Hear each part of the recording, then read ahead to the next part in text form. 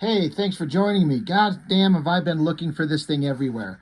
I know I had it, and then I tucked it away somewhere thinking, if I put it here, I'll never forget where it is. And then I instantly forgot where it was. And I had an idea of where it was. I'm like, okay, it's back in this area, this crowded, overblown, over messy corner of my little art room, just right in the back corner, right behind me, which I've spent today and yesterday cleaning out and reorganizing and purging a bunch of stuff. But tucked back there was this damn book. And I'm like, oh, right. That's exactly where I put it. Now I remember. It's only been missing for 6 months.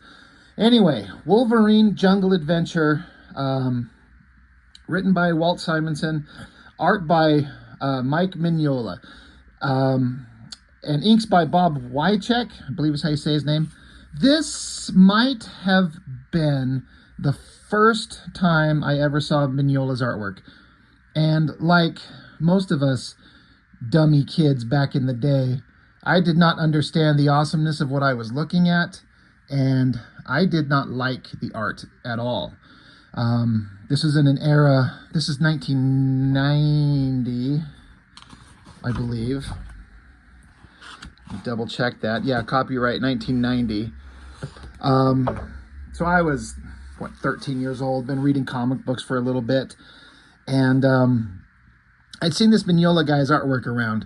And I guess I was going to say I didn't like it, but I might even say it bordered on hated it, because it was this blocky, heavily shadowed, uninteresting kind of looking. I didn't like it. It was so weird, and it was not my favorite. And so I kept seeing his artwork pop up here and there and around, and I would always get so pissed off. I mean, it sounds dumb to be like pissed off, but I guess pissed off is like being a little bit overly dramatic about it. But as a kid, I'm like, God, why does this guy get work?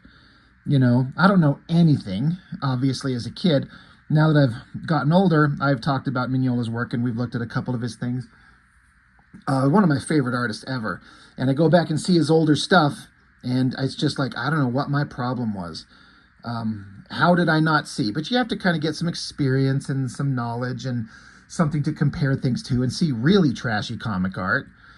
And then you can kind of compare it and you go, oh, okay, now I get it. And then also being a guy that draws comics, and you start understanding the intricacies of what it takes to draw a page and how to compose a panel and what angle to put the character in and how to stage foreground figure, midground figure, backgrounds, perspectives, shadows, lighting, leave room for words.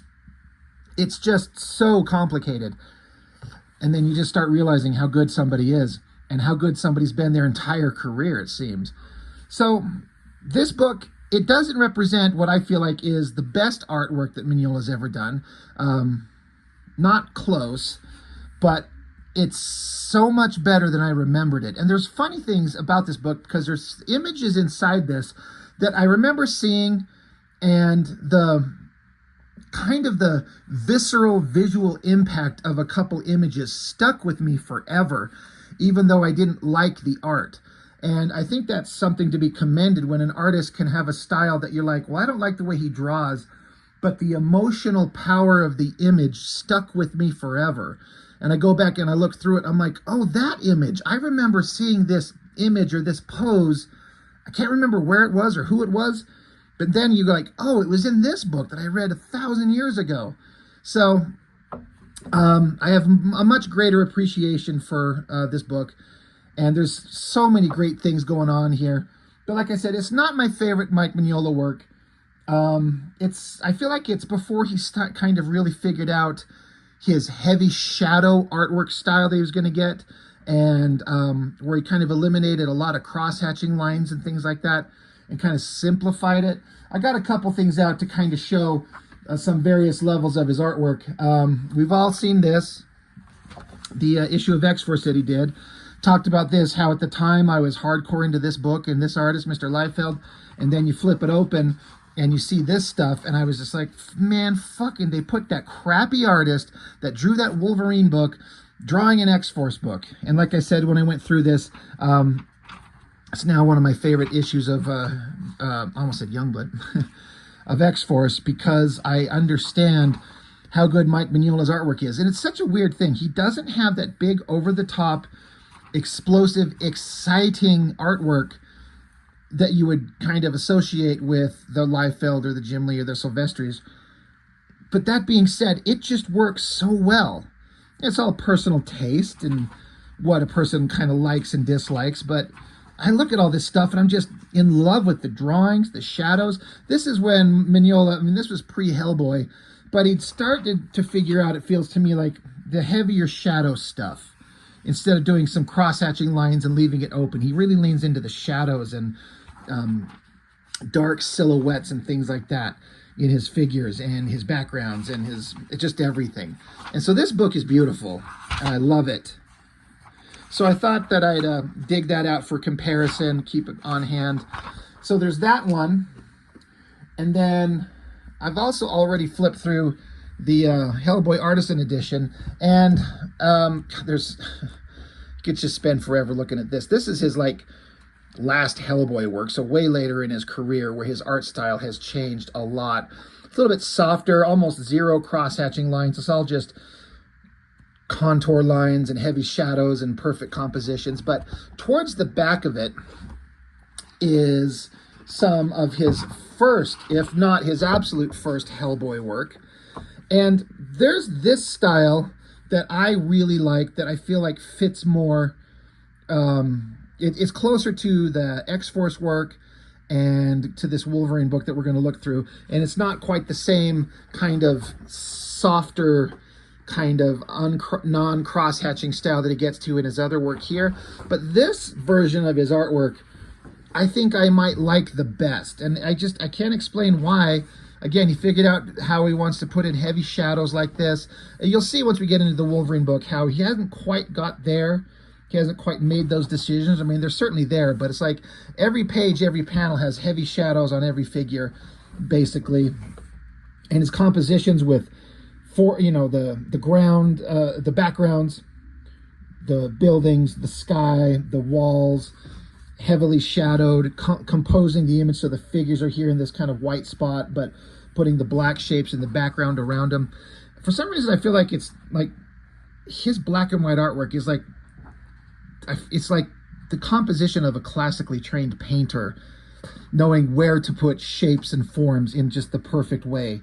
I know we're here to look at the Wolverine book, but man, I can just look through this thing and never get sick of it. Just get inspired over and over and over. So that's another example of his stuff that I really like. And of course, done this one. At least I'm pretty sure I've already flipped through this one. But the Dracula book, based on the movie, again, it's just black and white artwork. And again, where he figured out all these heavy shadows and just such great compositions. It's inspiring, and it makes me want to draw. And I say that all the time. I love everything about this book. I'm certain I've already reviewed this on the channel. I just can't quite remember. I'm sure I have. But I think towards the back is some of his penciled pages. It's so crazy because he was handing this off to an inker, and he's just throwing in X's there. Like, he understands where all his shadows are going. Like, he knows exactly where everything's going to go. But to me, I feel like I need to fill this in pencil so I can just make sure I'm seeing the black shapes perfectly to make sure that it's looking right. I couldn't leave it like this, but that's why I'm not Mike Mignola in any way. The way he figures out the shadows and just has little highlights of the figure showing, it's so good. God, I kind of want to scan these and do some more practice inks on it. But anyway, so you can kind of see some of his work. Again, I love these penciled pages. So yeah, just some examples of his work. But this is, like I said, the first thing, I'm almost certain this is the first thing I ever saw of him. Didn't like it at the time in terms of art. Love it now. Kind of was okay with this story. It was just such a weird, oddball story. I mean, Wolverine, wherever he was in 1990 in the comics, I think they were kind of at the tail end of the Australian adventure stuff, and I'd read the classic X-Men stuff with the Dark Phoenix saga. So then there's this story about Wolverine going to the jungle and interacting with dinosaurs and shit. So it starts out with this Aboriginal guy, great composition with the silhouette figures up front, and then the fire in the middle ground. Then he's sitting here talking to him with his shadow cast on the wall. I've talked about this before, and I can't remember the terminology some of you used to explain to me, but if you see his shadow on the back wall here, you can see like a differentiation in the tones of black. There's like a heavy black around the outer edge, and then there's this lighter part here, and same thing where up in the shadows up here, there's this heavier black around the edge, and then this part that's filled in, it's not solid black. Yet the black on the foreground figures is completely one solid dark color. So I'm pretty sure that's some kind of a printing method. Somebody was explaining it to me. I think I was talking about this on those Lobo comics that I was looking at, and I didn't feel like it reproduced very well, and somebody was kind of explaining why these black shapes are not one flat black color. Just kind of weird. But yeah, Mike Mignola, penciler, Bob Wycheck, inker. I don't know if Wycheck is a great inker or not. I assume he is. I've seen his work all over the place. But I feel like this would have probably looked better if Mignola did it on his own. But it's hard to say. You know, who's to know? But basically, this primitive culture, wherever they're at this rock formation, and they're worshiping this gift from the gods. And it's a fucking cigarette lighter. I was also noticing, I don't know if it's bordering on poor taste or why it's this. God, this book is falling apart. That sucks.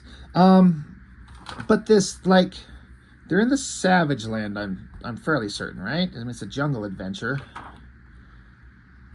But you've got this kind of ancient primitive tribe here. And I don't know how else to word this, but, you know, it's like an African type tribe. You know, it's not Caucasian white folk. But whether it was by script description or Mignola's choice, he really leans into giving them kind of a more ape-like look. I don't know how else to say it. And there's some places where I'm like, I don't know, it feels kind of weird. Like, they're just supposed to be humans, and of course different, you know, ethnicities have some defining kind of physical traits. And I like that these characters certainly don't have like the same face syndrome like a lot of artists have, where they only know one face, and they can only dress it up in clothing and body size and hair and stuff like that. So he gives them some different, you know, facial structure, but sometimes these figures kind of look too ape-like, and it kind of feels weird. Like, it's like almost distasteful. Like, what is that all about? So I don't know. I wonder if anyone else that's looking at this video, and am I crazy? And you'll see some examples of it as we go along. It's specifically in the guys, because we get into some of the female characters, and of course they're sexy as fuck, but the dudes all look like a bunch of like animals kind of in a way. But we'll see what I'm talking about, the way they're hunched over and their big giant upper bodies. But this tribe is worshiping this cigarette lighter, and then Wolverine shows up on like this ultralight airplane of all weird fucking things, walks up to it, grabs it, and it says, "To Logan from Nick Shield." So it's a gift from Nick Fury to Wolverine, and he's collecting up his lighter, however it ended up here. But this tribe thinks of this gadget, this lighter, as a gift from the gods, and so this guy shows up and uses it, so they think he's a gift from the gods. So Wolverine says, "I've been looking for this for weeks. How did you find it?" And they just point to the sky. But then this giant warrior type being shows up and says, "This is crazy. No child of the gods could be so short." And Wolverine's like, "Well, that's getting a little personal." And says, like, they're saying to Wolverine, like, "You're wearing weird clothes and you speak with a weird accent. I say you're no god." So this warrior is going to challenge Wolverine. So Wolverine's like, "All right, let's get to fighting." Talking about the artwork, like, when you look at the kind of like facial structure that you see as compared to the stuff I was just showing, there's like almost no shadows on the face. Now, faces don't have to have shadows, but that's something that Mike Mignola likes to do. I'm not going to say every face he ever draws has shadows on it, but if you flip open any random book, heavily shadowed everywhere. It's just a thing that he really leaned into. And I like it. It just feels like this is what he does. So, you know, it's just something that it's a style choice that he leaned into. And there's none of it there. And again, it's fine, but it's just kind of an example of Mike Mignola not being exactly who he would become like when he's a fully realized artist. And even things like this figure here of Wolverine, there's like line work cross-hatching on his back. I'm like, I don't feel like this is what he would do these days at all. And it's not. It doesn't look bad, but it makes it look a little bit less dynamic as compared to what he could do in later years. But yeah, Wolverine's going to fight this warrior. He gets smacked. This person's obviously extremely strong. So Wolverine starts fighting back for real. And he's got some physical training, and he's a mutant, so he, you know, beats the shit out of this thing, kicks its ass, and then they're like, oh, you are of the gods, you know, because this was our greatest warrior, and you've defeated our greatest warrior. So the son of the heaven is now chieftains of the tribe of fire. And this character's name is Gahck, G-A-H-C-K. I guess that's how you say it. But like, you get Gahck's cave because you've defeated our most powerful warrior. So now you get this person's home. Weird printing thing. So you got Wolverine standing here. Now, yes, he's wearing a shirt and pants, but this silhouette, I mean, what's that little glowing thing on his asshole? Looks like one of those like glowing LED butt plugs you see chicks put on in their asses and it glows through their underwear. You know what I'm talking about, right, guys? I'm not the only one who's seen those. Glowing LED butt plug. Never mind. Anyway, Wolverine's got a glowing butt plug in his ass. But he's in his cave, and he's like, well, all right, this is, you know, whatever. I'm going to try and find some answers. So that warrior, Gahck, if that's how you say its name, shows up and starts saying, all right, what is your name? And our tribe has become weak, and maybe you can help us. So this warrior starts taking off its mask, its clothes, and you very quickly realize it's a hot girl. She's very beautiful, and I love that she's topless. I mean, who doesn't love that? But in terms of the art, I love the choice that Mignola made here on that figure, shadowed in, but like you can see the highlight of her belly, like the belly button and that kind of little lower stomach portion. It's such an interesting little addition. Like it reads exactly perfect really quickly. I love it. It looks so great. And then this face on the girl, again, you know, it's a beautiful woman, but it's not just like generic Caucasian face. There's some, you know, features that make it distinctly like of not Caucasian, which obviously she's not, but some artists can't pull that off. So I think that looks fantastic. So now she's standing there topless. I love the drawing here because, of course, like I said, all the dudes look like half animal monsters, but then you got the hot girl who's just as hot as any woman was ever seen. I love the shadows on her back, the folds in her like shoulder blades and her spine, a little bit of ass crack showing up there. Wolverine's like, oh, well, this is, I wasn't expecting this, but, you know, he's like, I'm the best there is at what I do, and what I do is lay a pipe like a king. And so she picks him up and starts making out with him. So they're making a connection, and she's sitting here trying to be all flirty with him. So it makes you think like there's something going on. She's obviously very tall and very strong, and who wouldn't want to make out with Wolverine, right, guys? Wait, what? Love this shot of Wolverine's face. There's some of the heavy shadowing that you know, Mignola would kind of do later. Everywhere. It looks great, but basically it's just setting up how he got on this adventure. This guy shows up and kind of gives him a clue. Hey, you need to go figure out this thing. And Wolverine's like, yeah, I can tell you're kind of fooling with me. You're fucking around with me, but I'm going to go follow up on this. I love this shot of Wolverine right there. That simple drawing. Just him in like a kind of like a suit of some type, his short hair, the smoke hanging out of his mouth. Just a simple kind of like everyday Wolverine. I think that looks so cool. But he gets sent on this mystery. He goes out to an alleyway. Now we get a couple of pages where interestingly enough, it's almost every drawing is just a pure silhouette, which is tricky to do, but I would imagine if you know what you're doing, it gets you through a page pretty quickly. But Wolverine gets attacked, somebody with like a round, like laser beam thing in his hand. So Wolverine chops up a chunk of wall or something like that to create like a makeshift shield to protect him from the energy blasts. But then the guy who is shooting at him, I guess his weapon overloads and he catches on fire. So Wolverine slices open a fire hydrant to douse him, but he's already cooked. Well, good try. He tried to save him. Love that drawing of this now burned corpse. Look at that right there. That looks fantastic.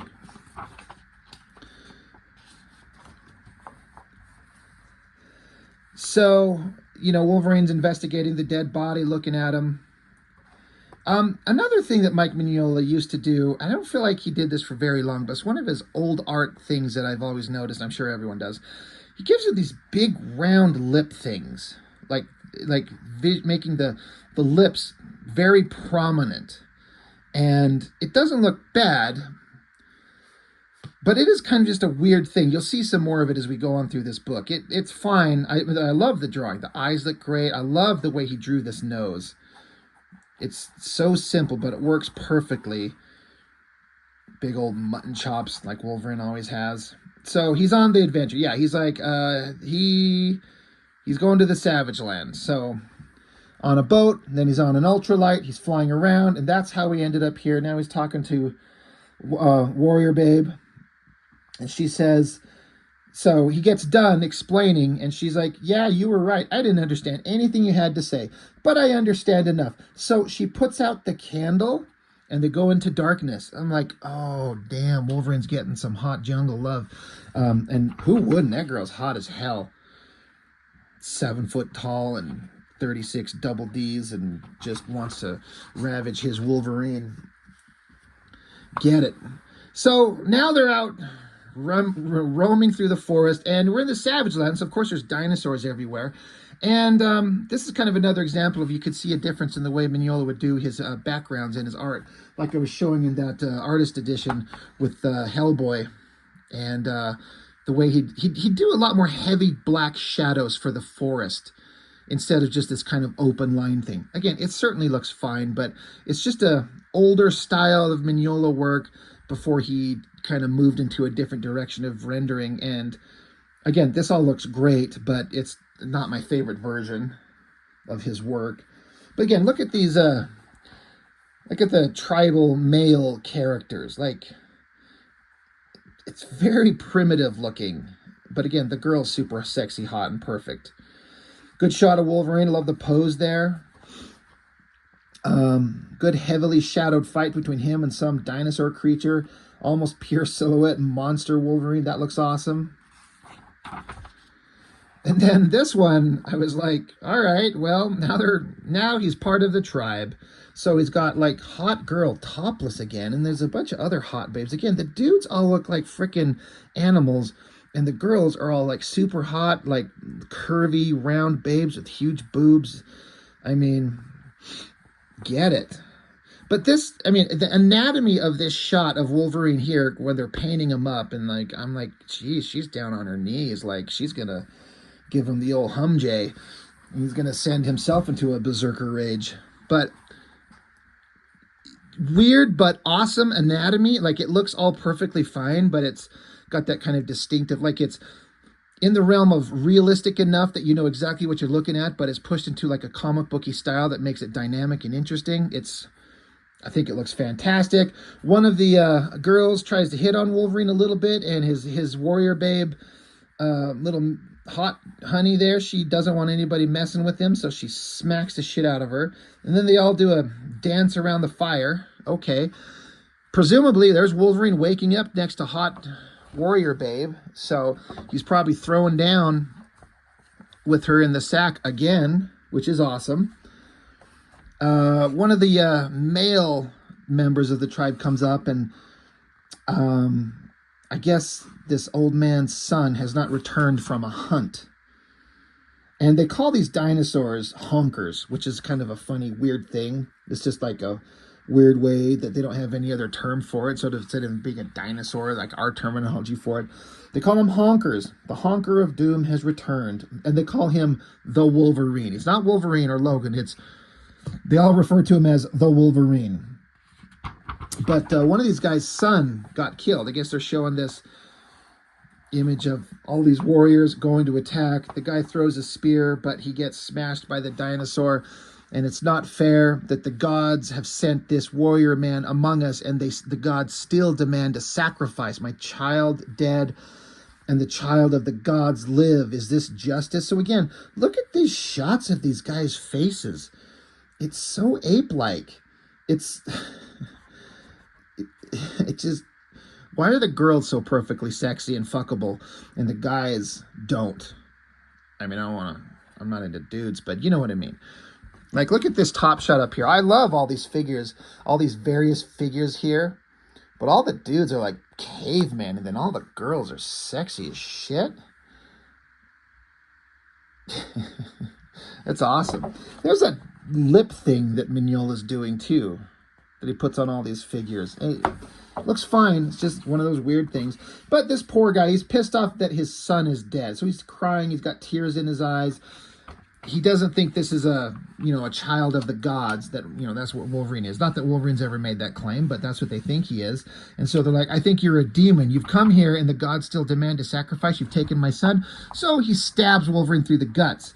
And because he's a mutant with the healing factor, he's like, you done? And they're shocked that he can live through that. They're like, you must be a god, so my life is forfeit. Please take me now. And Wolverine's pissed off, but he's like, no, I'm not here to kill anybody. So just... I don't usually keep my temper in check like this, dude. Love this shot of Wolverine standing there. Love these kind of background figures, simple drawings. It looks really cool.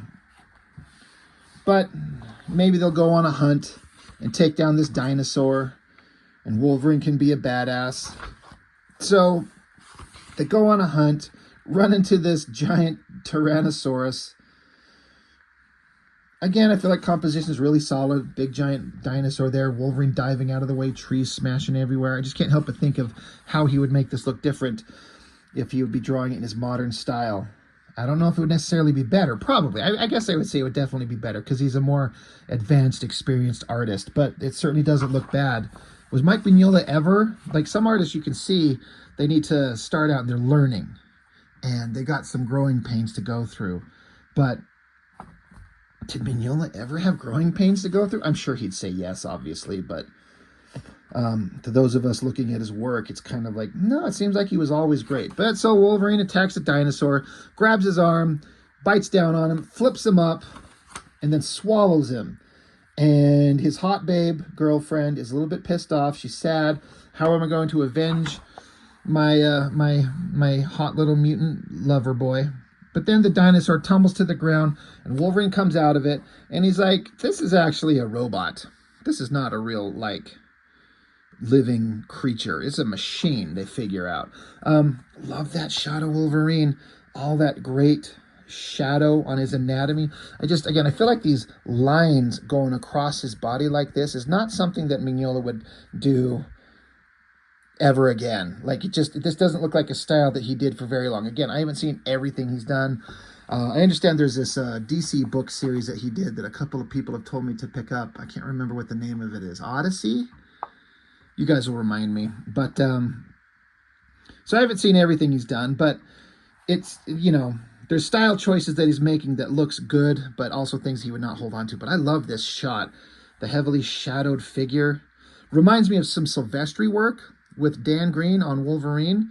I looked through the black and white issues of some of his work just recently again, and I can see some similarities between a Mark Silvestri and a Mignola. I'm betting that Mignola inspired Silvestri a lot.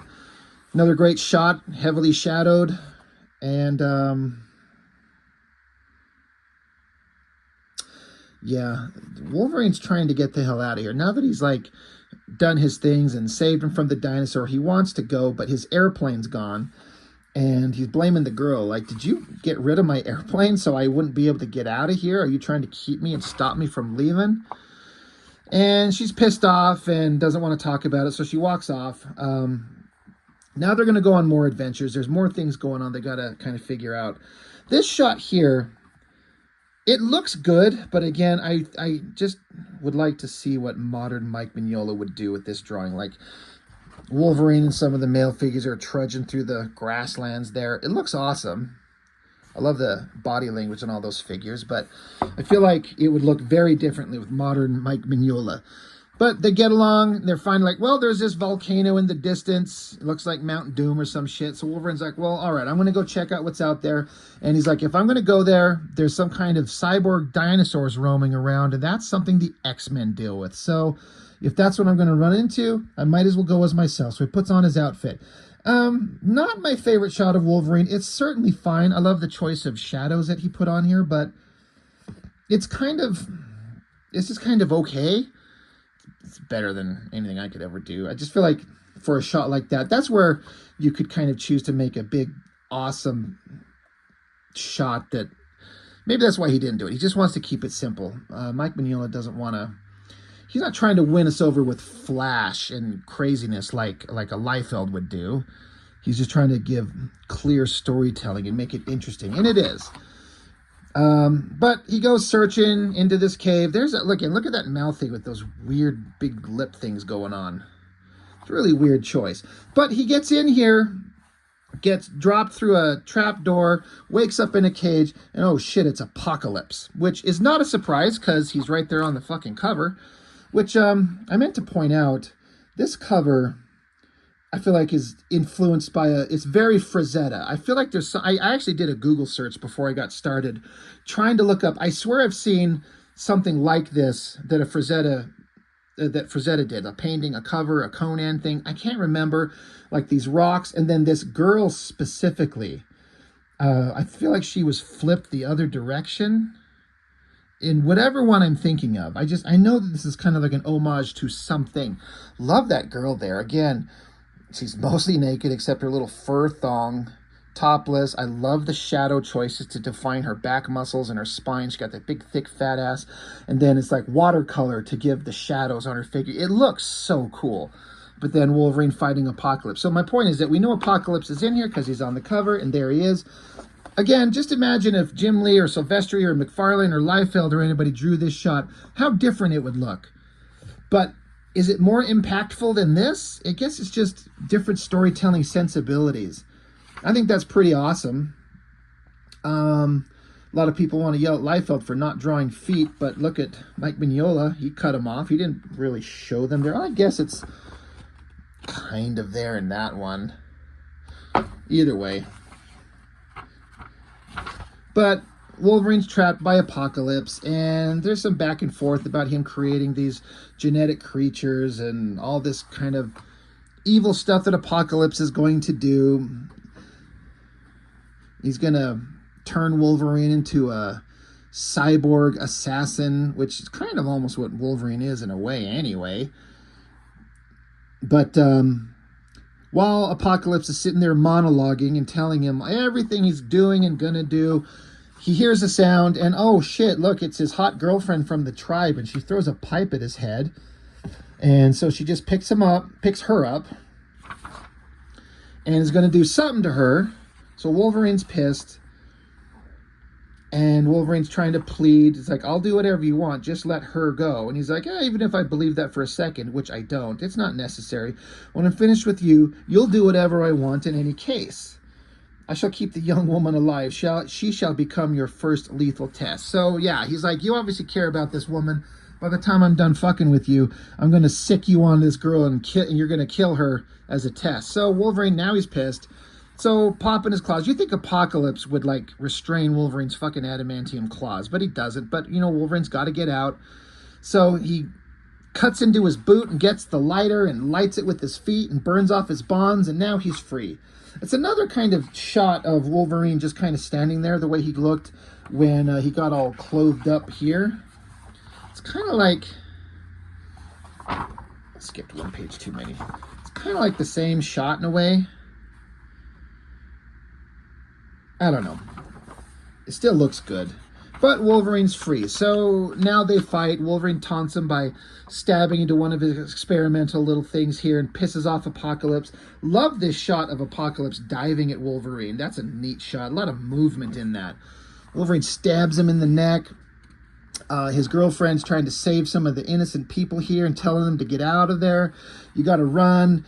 She's yelling, "I love you, my Wolverine." And he's like, "Whatever, I'm busy chopping up Apocalypse, trying to see if he bleeds." So fight. So good shots here of Wolverine just shredding him open, Apocalypse fighting back. I love this gritted teeth look on Wolverine's face there. Blood everywhere. He just keeps just shredding into Apocalypse, just ripping him to pieces. This may have been the first comic I ever read with Apocalypse, so I didn't know anything about him. Knowing who and what Apocalypse is now, part of me would go, this can't be the real Apocalypse. I mean, Wolverine's a badass, but you're not going to beat Apocalypse by just chopping him with knives. But eventually, Apocalypse is just getting shredded apart. And Wolverine realized this version of Apocalypse is just some robot, just some animatronic thing. It's not the real guy. And the machine's like, "No, my blood's as red as yours." And Wolverine's like, "Whatever." So he just keeps chewing him up, just cutting him to pieces. So like, okay, well, this isn't the real Apocalypse. So the pages just keep going. There's like 1, 2, 3, 4 pages of just Wolverine just chopping Apocalypse apart. And it's all pretty awesome, Somebody might look at these and feel like they're not as dynamic as they could be. They're like, throw some Rob Liefeld, layouts in here to make it more exciting. And it could be done, but it's Mignola. It works. And again, I feel like I've said, this isn't his best work, but it's still pretty damn good. And Apocalypse is down to like just the bare bones wires. I love this shot right there of Apocalypse on the ground, like head chopped off, just shredded into wires and stuff, and Wolverine just standing over him. But now that he's defeated him, Wolverine stops and looks at this area that he's in, and he wanders over, and this is something that I didn't understand the connection they were trying to make, but Wolverine comes up, and there's a skull, and he says, "A skull made of," no, like, the implication is this is a skull made of adamantium, is what I think they were getting at, which is what he has. So has Apocalypse got something to do with Wolverine's creation? But then you hear a voice says, "You should learn to relax more, Logan. It's a wonder you haven't had a heart attack by now, but of course you have special advantages over most people." Wolverine's like, "What the fuck?" And it's a hologram of the real Apocalypse.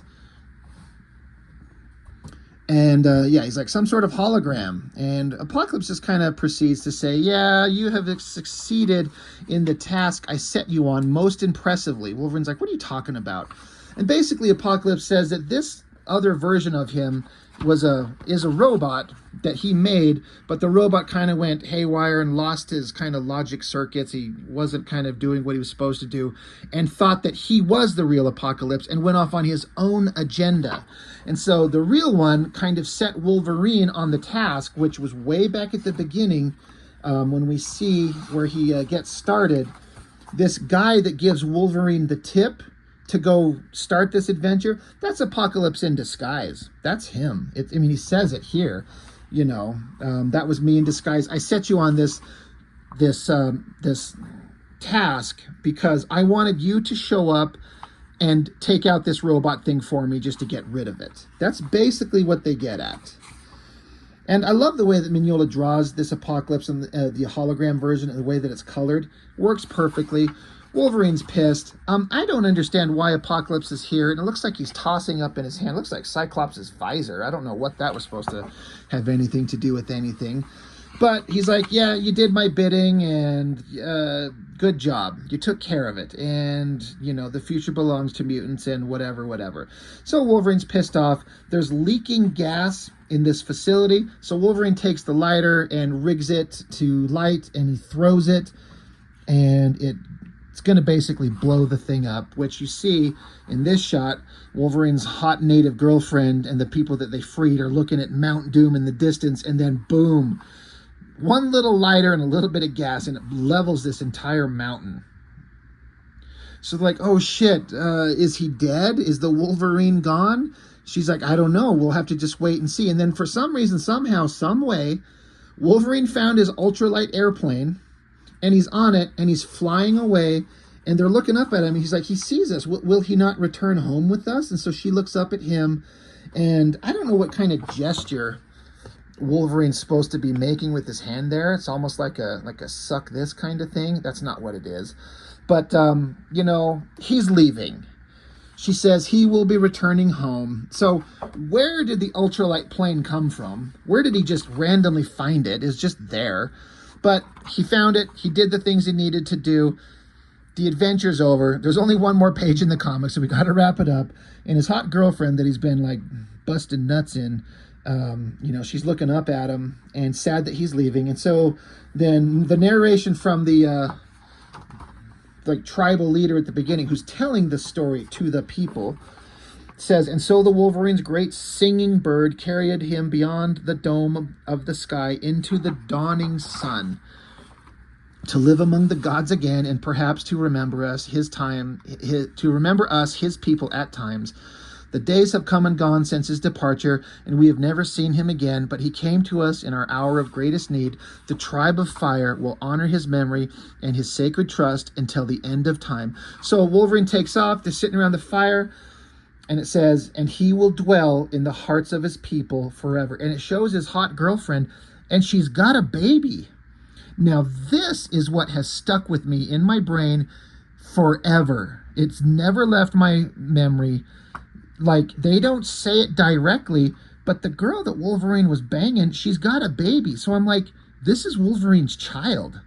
He has a kid out there. Now, they've kind of gone into, like, Wolverine's got that kid character, the guy with, like, the mohawk outfit and the weird claws that was raised in Japan or something like that. And his name means dog. I can't remember his name. He was in Dark Avengers. So they introduced that Wolverine had a kid with somebody in Japan, I think it was. But right here, the hot girl that he was with, like, she's got a baby. Now, they don't say it, so it's ambiguous. She could be holding someone else's kid. She's just babysitting, or maybe this one-eyed guy, you know, knocked her up or something. But the implication that I took as forever is that Wolverine's got a baby out there. And I'm like, did anyone ever follow up on this? Wolverine's got a fucking child out there. It's like there's future story possibilities right there. So I don't know if this was ever followed up on. I'm really curious. So if you're watching this and you know, has anybody kind of addressed this? You know, it's just a little one-off adventure. And, you know, if Wolverine's got a child, it's not like she didn't want him to leave, and he chose to leave anyway, but he didn't know he had a kid. So it's not like she's keeping a secret from him. It's not like she can send him an email, like, you know, drop into his DMs and, like, you know, what up, I need child support. You know, you owe me years of backlog child support for this little baby of ours. But it's just a story point that I feel like, I don't know if anyone ever followed up on that. But anyway, so it's kind of a fun little adventure. Like I said, I appreciate Mignola's artwork so much more now than I ever did back in the day, and it looks great. But it's not the best version of him, but it's good enough to still look at it and just be excited by everything that he did. So that's it. Wolverine Jungle Adventure. First time I ever saw Mignola's artwork. First time I ever saw Apocalypse. One of the earliest adventures of Wolverine solo that I'd ever read. Didn't like it at the time. Kind of love it a lot now. So that's all I've got. Let me know what you think. And that's all for now, and I'll see you next time.